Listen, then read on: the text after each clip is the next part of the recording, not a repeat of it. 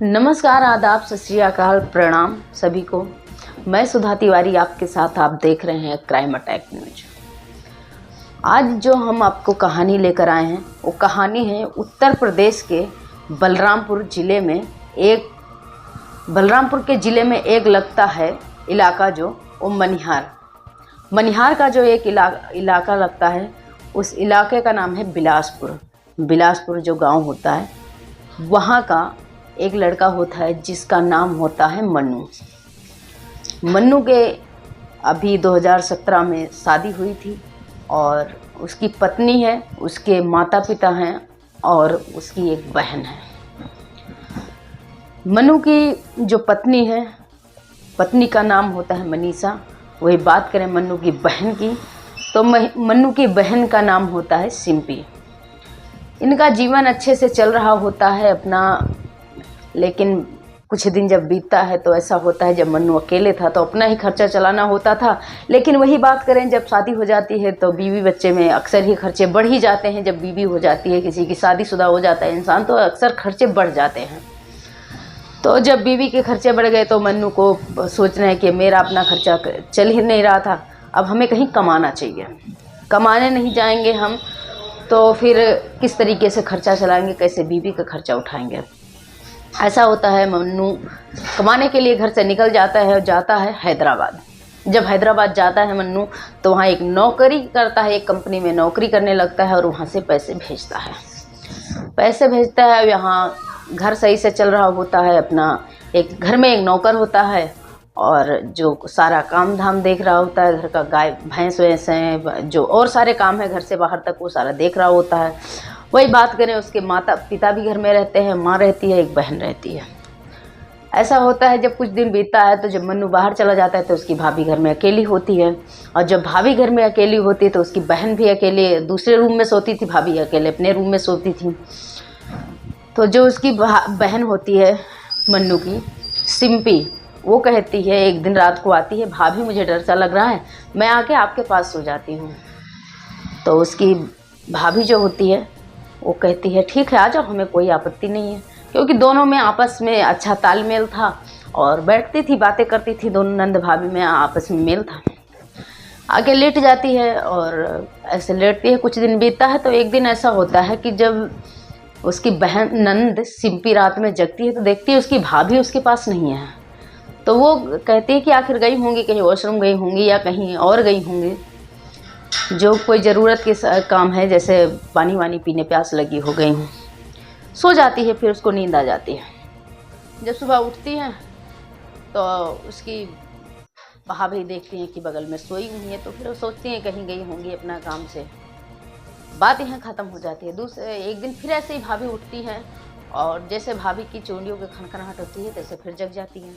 और जगने के बाद फिर भाभी से चुपचाप सोने का नाटक करती है और देखती है कि आखिर भाभी कहाँ जाती है। तो देखती है कि भाभी 2 घंटे बाद वापस आई हैं, वहीं सोई रहती है। जब तक जगती है कि आखिर भाभी गई कहाँ, बहुत देर तक सोचती है और मन में पता नहीं कौन कौन से ख्याल आते हैं, सोती रहती है, जगी रही होती है। फिर जब भाभी आती है तो चुपचाप वो सोने का नाटक करती है। दूसरे दिन ऐसा होता है, जब फिर भाभी जैसे उठती है, जैसे उठ जाती है, उठ के ये भी बैठ जाती है कि आखिर आप जा कहाँ रही हो। तो बोली मैं जा रही हूँ, क्या आप भी चलोगी? तो उसने कहा कहाँ जा रही हो, चलो। दोनों नंद भाव साथ में हो लेती हैं। होने के बाद जब दोनों जाती हैं तो पास में बगल में जहाँ भैंस वैंस बांधी जाती हैं वहाँ जाती हैं और नौकर के कमरे में जाती हैं।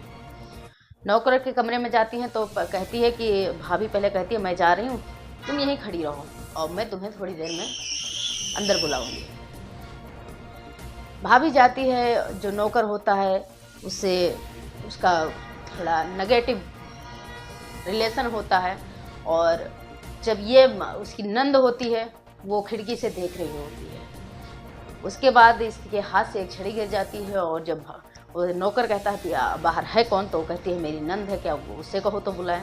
तो वो कहता है कि ठीक है बुला लो। फिर एक गेट खोल कर उसे भी बुला लेती है, अंदर ले जाती हैं और दोनों के साथ अवैध संबंध होता है। एक दिन उसकी माँ रात में उठती हैं और जो देखते हैं कि उनकी बहू के गेट का दरवाज़ा खुला है, मतलब दोनों नंद भौजाई यहाँ लेटी थी तो फिर गई कहाँ, देखती हूँ क्या कर रही हैं रात में, कहीं काम कर रही हैं या कोई स्नाई बुनाई, दोनों जने जग के लाइट जला के क्या कर रही हैं रात में। तो उठ के जब अपने बहू के कमरे में जाती हैं तो पता चलता है बहू भी नहीं है, बेटी भी नहीं है। तो थोड़ा सोचती हैं कि आखिर कहाँ गई होंगी। तो बाहर आंगन में देखती हैं, अपने पूरे घर में देखती हैं। उसके बाद छत पे जाती हैं, देखती हैं बाहर तो खैर नहीं जाती हैं, छत पे देखती हैं। फिर जाती हैं अपने पति को जगाते हैं, बताते हैं कि दोनों सिंपू और मनीषा घर पे नहीं हैं। क्या होता है जब ऐसा कहते हैं तो वो भी उठते हैं, और उठने के बाद जाके देखते हैं कि सिंपी मनीषा, तो वो सोचते हैं पहले घर में देखते हैं, फिर सोचते हैं लाओ जाते हैं नौकर को जगाते हैं साथ में, फिर देखते हैं कि आखिर गई कहाँ दोनों। तो जब जाते हैं वहाँ देखते हैं तो वहाँ से क्या करते हैं कि वहाँ से गेट में बजाते हैं, और बजा के ऐसी ज़ोर से लात गेट पे मारते हैं, जिस वजह से वो गेट टूट जाता है। जब गेट टूट जाता है तो फिर क्या होता है कि गेट टूटने के बाद आपत्तिजनक स्थिति में वो अपने बहू और बेटी को देखते हैं, उससे उन देखकर वो आग बबूला हो जाते हैं। इसी वजह से वो मंगरू को एक डंडा उठाता है, मारना चालू कर देते हैं। जब मंगरू को मारते हैं तो मारते मारते मंगरू मर जाते हैं, और दोनों उनकी बेटी और बहू जो हो चली जाती हैं। वही बात करें मंगरू को तो पीट पीट कर उनकर हत्या कर देते हैं। जो मन्नू के पिता होते हैं उनका नाम होता है राकेश। राकेश पीट पीट के उसके मंगरू की हत्या कर देते हैं, और जब मर जाता है तो सोचते हैं कि हाँ मुझसे गलती क्या इतनी बड़ी कैसे हो गई, और वो गुस्से में मार दिए थे उसे। बाद में पछताते हैं और कहते हैं लाश को ठिकाने कैसे लगाऊं। ऐसा होता है कि जब ऐसी बात देखते हैं तो फिर उसे बोरी में भरते हैं। बोरी में भरने के बाद एक नहर में डालने जा रहे थे, तो जब तक लेकर उठते हैं तो देखते हैं कि कोई देख लेता है, तो सोचता है चोर शायद कोई सामान भर के लेके जा रहा है, तो वो उसके साथ हो लेते हैं। लेकिन जब वो नहर के पास जाते हैं उस लाश को ठिकाने लगे नहर में फेंकने, तो जो इनके पीछे पीछे जा रहा था वो भी इनके पीछे पीछे रिटर्न हो लेता है। ये देखें इंसान कहाँ का है और जा कहाँ रहा है। जब इनके पास रिटर्न हो लेते हैं तो फिर देखते हैं कि ये आया कहाँ, उसी गांव में आया है। फिर उसके पास जाते हैं, फिर देखता है कि शायद इसमें रखा क्या है, जाके खोल के देखते हैं। तो जब जाकर उसमें खोल के देखते हैं तो उसमें क्या पता है, उसमें लाश दिखती है। अब उसके हाथ पांव कांपने लगते हैं कि आखिर ऐसा होगा, ये है क्या।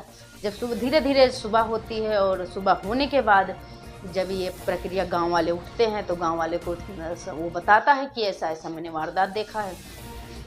वारदात देखने के बाद पूरे गांव वाले इकट्ठा होते हैं, पुलिस को फ़ोन करते हैं। पुलिस को फ़ोन करने के बाद लाश को बरामद की जाती है।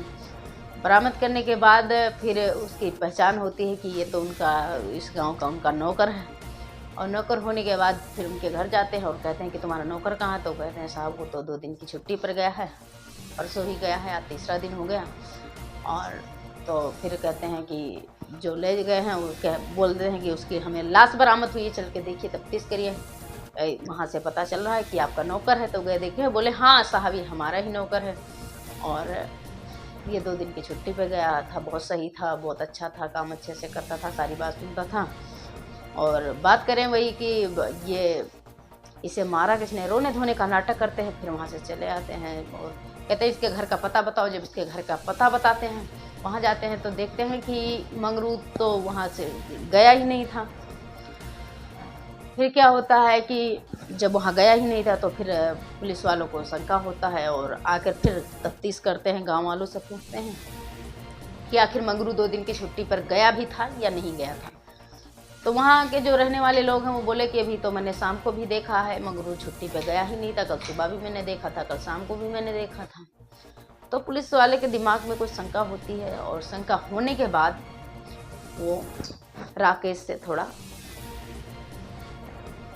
गिरफ्तार करती है, गिरफ्तार करके रिमांड पे लेती है, और जो लाश होती है उसे पोस्टमार्टम के लिए भेज देती है। जब लाश को पोस्टमार्टम के लिए भेज देती है तो ऐसा होता है कि जब लाश पोस्टमार्टम के लिए भेजती है और राकेश को रिमांड पे लेती है तो सारी सच्चाई बता देता है कि ऐसा ऐसा स्थिति हुआ था, ऐसे ऐसे वारदात हो रहे थे घर में। साहब हमारे हाथ से चूक हो गई, गलती हो गई, और गलती ऐसी हो गई कि इसे मैंने डंडे से मारा, मारते मारते ही मार दिया। फिर उनकी जो बेटी होती है, उनकी जो बहू होती है, उनसे भी पूछताछ की जाती है। तो वो बोलते हैं कि हाँ हमने अपनी मर्जी से, हमारे नेगेटिव रिलेशन थे। यह सुनकर उनकी बहू और बेटी को